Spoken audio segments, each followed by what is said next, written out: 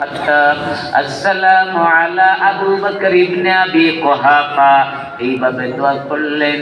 একদিন আল্লাহর নবী মিম্বারের ভিতরে দাঁড়ায়া গেলেন। দাঁড়ায়া যায় বলে, সাহাবারা রে, আজ থেকে কেউ কারোর জন্য দোয়া করতে হবে না। তাহলে কি করবো ইয়া রাসূলুল্লাহ?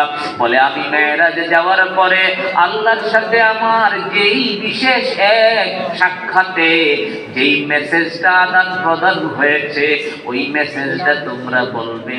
কিভাবে বলবো ইয়া রাসূলুল্লাহ?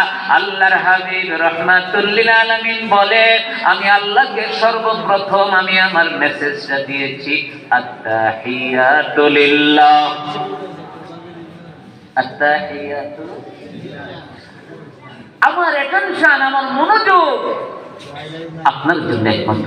সুবহানাল্লাহ বলে, আমার মতওয়াজ্জ একমাত্র কার জন্য? আল্লাহর জন্য। ভাইরা আমার, হযরত আবু হুরায়রা, আবু বকর সিদ্দিক আকবর, ওমান আসদাকু মিনাল্লাহি কিলা। আমাদের দেশে অনেকে বলে গাউসুল আজম বলা শিরক, বলে কিনা? কারণ গাউসুল আজম আল্লাহ, আল্লাহ বড় সাহিত্যকারী, মাওলানা পড়াশোনা করে নাই। আমার আল্লাহ বলে, ওমান আসদাকু মিনাল্লাহি কিলা। তাইলে আপনি কেন আবু বকরকে সিদ্দিকে আকবর বলেন? আল্লাহ তো সিদ্দিকে আকবর। ইউফাররিকু বাইনাল্লাহি, আল্লাহ হলেন ফারুকে আযম, কেন ওমরকে বলেন ফারুকে আযম?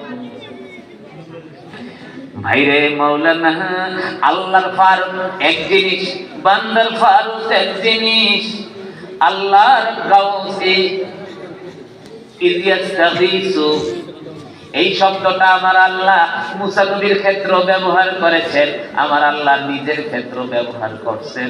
আপনি যদি বলেন ওলি আল্লাহ বলতে, ওলি বলতে শয়তান, তো হবে না। এই ওলি আল্লাহ শয়তানের ক্ষেত্র ব্যবহার করেছেন, এই ওলি আল্লাহ নিজের ক্ষেত্র ব্যবহার করেছেন, এই ওলি মূর্তির ক্ষেত্র ব্যবহার করেছেন, কিন্তু সব ওলির অর্থ সব ওলি না। আল্লাহ তাআলা ইয়া আইয়ুহাল্লাযীনা আমানু ওয়া ইয়া আইয়ুহাল্লাযীনা আমানু ওয়াত্তাকুল্লাহ ওয়া আমিনু বিরাসূলিহি ওয়াজআল লাকুম কিফলাইন। এরকম একটা আয়াত। এই আয়াতের ভিতরে ইয়া আইয়ুহাল্লাযীনা আমানু, এই আমানত দ্বারা কাদেরকে আম করে বুঝাইছে? না না, বেগামানু একামানু না, এই আমানু দ্বারা আল্লাহ তাআলা আহলে কিতাবদেরকে বুঝাইছে।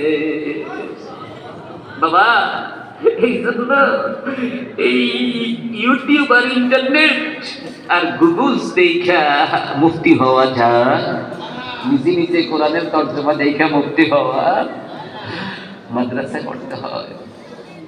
বুঝতে পেরেছে ভাইয়েরা আমার? আল্লাহ কি বলতেছেন? আত্তাহিয়াতু